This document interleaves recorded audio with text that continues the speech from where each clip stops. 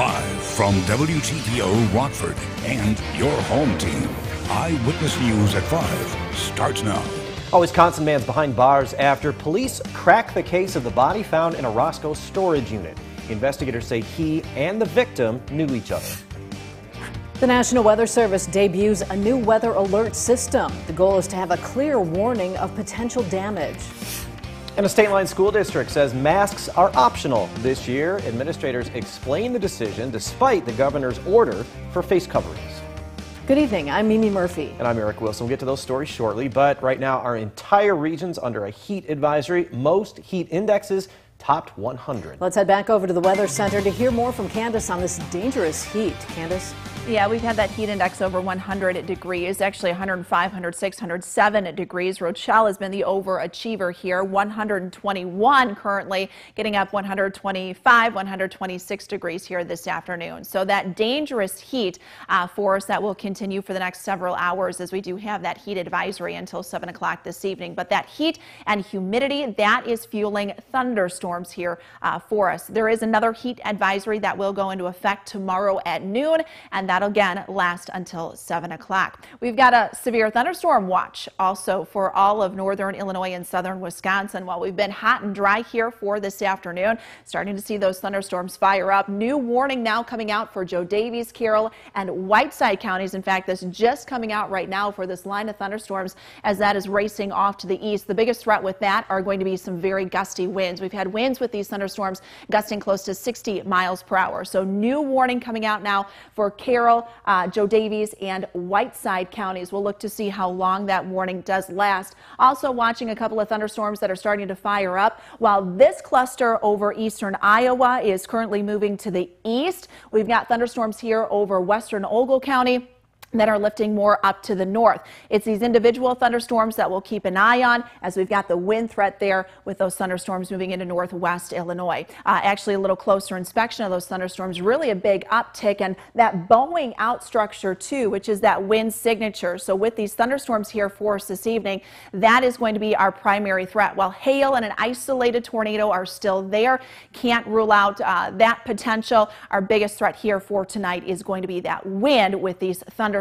So here's the timeline of this. We've got those isolated thunderstorms here to the southwest of Rockford. Those will get just west of us by about 5:30. 6, 7 o'clock, that line is now moving into north central Illinois. Guys, all of that is out of here by about 9, 10 o'clock this evening. I have much more information on the new warnings coming out and the heat and the severe weather threat for tomorrow.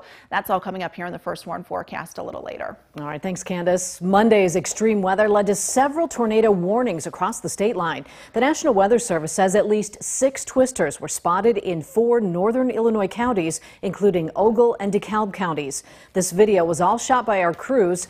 Meteorologist Joey Marino was chasing the storms all afternoon. One tornado touched down near Sycamore. Mary Wetzel watched it form. We saw a barn down there start flying, so then we were like, oh man, we should really get downstairs. And when we ran downstairs and the dogs were going crazy, and I was crying because I've never seen anything like that. The DeKalb County Sheriff's Department tells us no one was hurt. Loves Park police investigate a Monday night murder. It happened on Venus Street, south of Harlem, around 11. Police say a woman was shot. There's no threat to the public. Police believe this was a targeted attack. The victim's name is being withheld until families notified. Anyone with information is asked to call Loves Park Police. A Wisconsin man is charged with the murder of a woman whose body was found in a storage unit in Roscoe. Several Stateline agencies worked together to solve the case. Michelle Ravig was there when they announced the charges. Michelle, what can you tell us? We told you about how a woman's body was found in the storage unit in March, but no one knew what happened. Now we're learning investigators believe she'd been there for months. I mean, this is just an example of good police work and teams working together and able to coordinate and bring this to fruition. Michelle Arnold Bosiger was last seen in November. 9 months later, her boyfriend, Jonathan Mandine, is charged with her murder. Mandine and Arnold Bosiger had been in a romantic relationship at the time she was reported missing, and there was a history of physical abuse of Michelle by Jonathan Van Dyne. Investigators say Van Dyne left her body in the U-Haul storage unit rented by Arnold Bosiger. The Winnebago County State's Attorney Jay Hanley said the body was left in a Jeep registered to Van Dyne. The two had been living in Wisconsin renovating a trailer and would travel back and forth to the Roscoe area each day. During a search of the trailer, officers and FBI agents found memories written on the wall of the trailer, several of which referred to the date November 15, 2020, with statements saying that this was the date that Van Dyne was finally free. By the time her body was found in March, it had been partially mummified. It took the coroner some time to finalize what killed her. He opined that the cause of death was undetermined. However, he further opined that the manner of death was either homicide by asphyxiation, accidental from the ingestion of drugs, or a combination of the two. Like all murders, this shows a complete disregard for the life of the victim. And so, like we will for all victims, we'll seek justice, and in this case it will be the top end of the sentence. At this time, Van Dyne is being held in Walworth County Jail for kidnapping his 10-year-old child. The state's attorney says Van Dyne will be brought back to Winnebago County to face these charges. Eric. Thanks, Michelle. A Stateline school district sticks to its original plan regarding masks this fall. Durand schools say parents can make the choice to send kids with or without masks. This goes against the mask mandate Governor Pritzker implemented last week. Durand administrators say students who aren't vaccinated should still wear one. Face coverings will be required for buses and indoor sporting events. The district tells us guidance could change at any time. Coming up tonight, hear from the superintendent about that decision. 1 year ago, a line of intense storms ripped through the state line and most of the Midwest. The derecho made a major impact at Rock Valley College. This is video from security cameras on campus across the Midwest. 4 people died. Dozens were injured. It shut off power for many throughout the state line, and cleanup was extensive. The 2020 derecho was the most expensive thunderstorm in modern U.S. history, costing $11 billion in damage. From that powerful storm, Forston saw the most damage in our area. Wind tore apart 2 mobile home parks. 5 people were hurt. Rachel Perry spoke with residents who say they weren't warned. But Rachel, a new storm alert system is now in place. That's right, Mimi and Eric. Tornado and flash flood warnings trigger a wireless emergency alert on smartphones. But now, some severe thunderstorms will also trigger that alert, including details on the type of storm. Well, the wind came up, the sky got dark. Rain started blowing through here, the doors were up. On August 10th, 2020, Mark's Dam took cover as storms blew through Forston. And I looked outside and everything was blowing like crazy, so I got in what I thought was the strongest spot of the building. Not much of a warning at all. But now severe thunderstorms have different threat categories. Destructive damage threat will automatically trigger an alert on your smartphone. The National Weather Service was putting out warnings maybe 10 to 15 minutes ahead of time so people can get to their safe places. Eyewitness News meteorologist Joey Marino says prior to that derecho, warnings look different. Last year they did the same thing, but you only knew what the particular storm was producing based on the warning. But now they're going to say, hey, this storm is a destructive storm. So it's much different this year around because you get a better idea of what that particular storm is. Destructive threat means winds of at least 80 miles an hour and baseball-size hail. A considerable damage threat is golf ball-size hail and will not trigger an alert. Eric? Thank you, Rachel. The hot weather we have right now isn't stopping Northern Illinois residents from heading to the state's biggest county fair. Boon County Fair kicks off today. It runs through Sunday. There's something for everyone to enjoy at the fair, from bull riding to demolition derby and, of course, the foods and ride. You can't forget about the sweet treats, too. $6 to get in today, $7 after that. Children 10 and under are free. New York Governor Andrew Cuomo has resigned after an investigation found he sexually harassed at least 11 women. The 63-year-old Democrat denies the accusations. His resignation will take effect in 2 weeks. Investigators say he subjected women to unwanted kisses and inappropriate touching. Cuomo said in an address, quote, "The best way I can help now is if I step aside and let government get back to governing." A Wisconsin bill is reintroduced to legalize marijuana in the state. The proposal would allow anyone 21 and older to purchase weed from licensed retailers. People could also grow pot at home. A state senator from Madison has tried to pass the legislation 8 times. Governor Tony Evers proposed legalizing marijuana as part of his 2-year budget plan, but the measure was cut by GOP lawmakers. Supporters say the bill would help produce money for the state as well as help lower prison populations.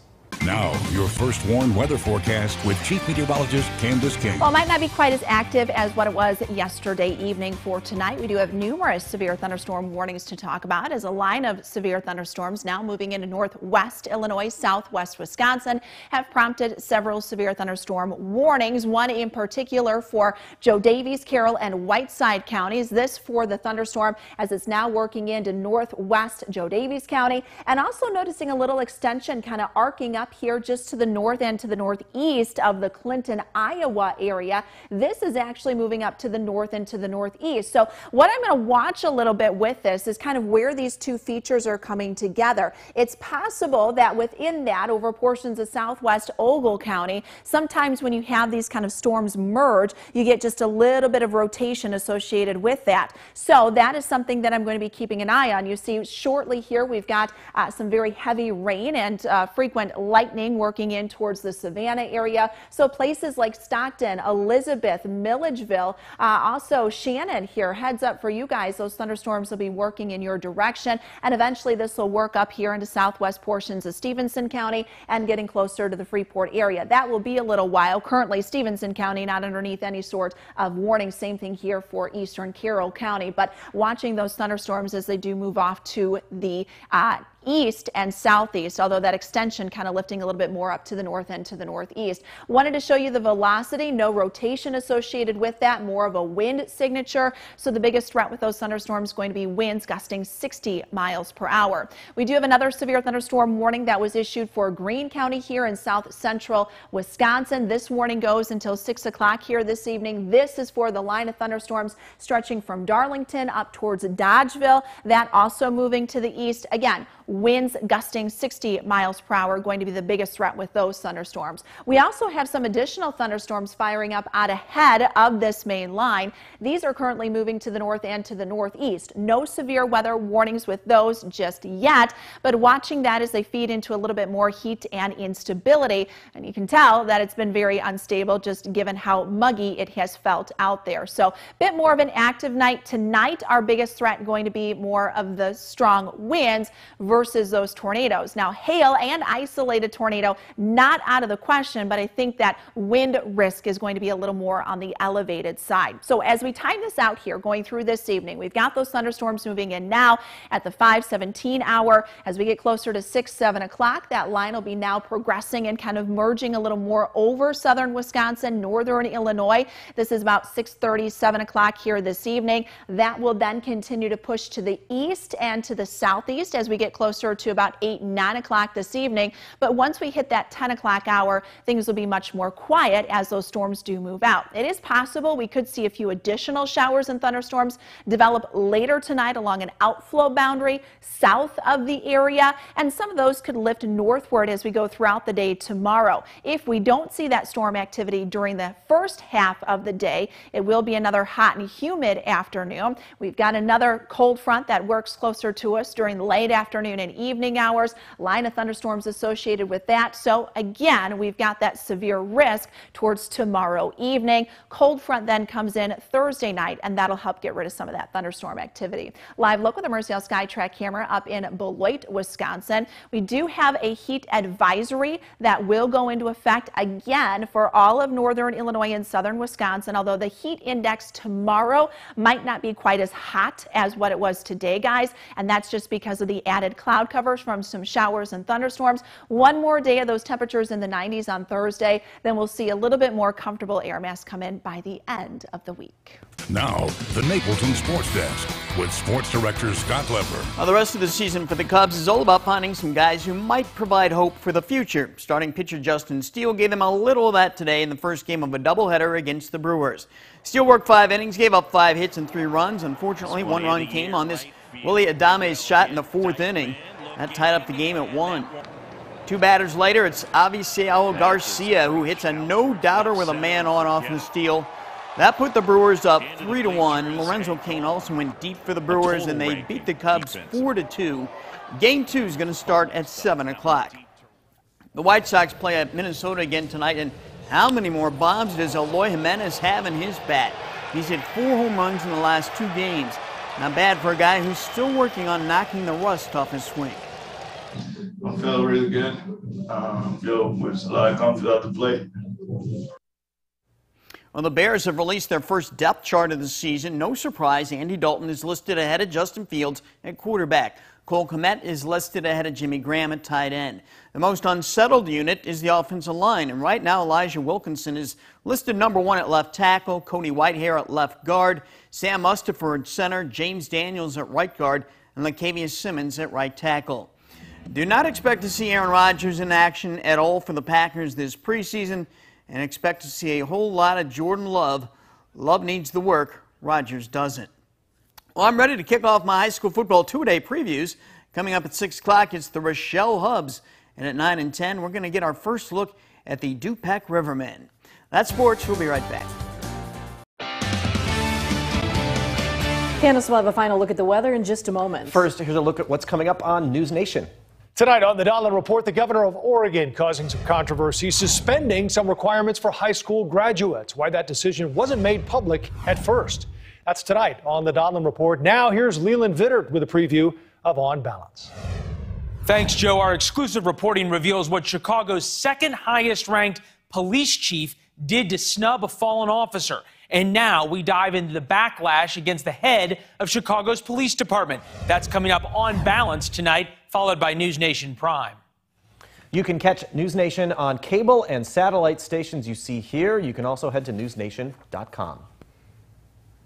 Well, we've got another severe thunderstorm warning that was just issued now for Joe Daviess County, northwestern Joe Daviess County, Carroll County, and Stevenson County. This does include the town of Freeport. They are in central Stevenson County. That warning does go until 6:15. Those thunderstorms that were kind of lifting up into northwest Illinois now prompting that severe thunderstorm warning. Of course, you can follow all of that with the interactive radar. Let's take a closer look at some of those warnings that we do have right now extending into portions of Stevenson, Carroll, and Whiteside counties as well. Again, that warning goes until 6:15. Biggest threat with these thunderstorms are going to be 60-mile-per-hour wind gusts as they continue to lift to the northeast at about 40 miles per hour. Currently, it's for the thunderstorm extending from near Mount Carroll down to Tampico there in Whiteside County. Nickel-sized hail also going to be possible. And watching that cluster of thunderstorms now moving into western Winnebago County, that can have some wind gusts to 40 miles per hour and some smaller sized hail. So we'll keep an eye on all the severe weather here as we go through the rest of this evening. Thanks, Candace. Stay safe.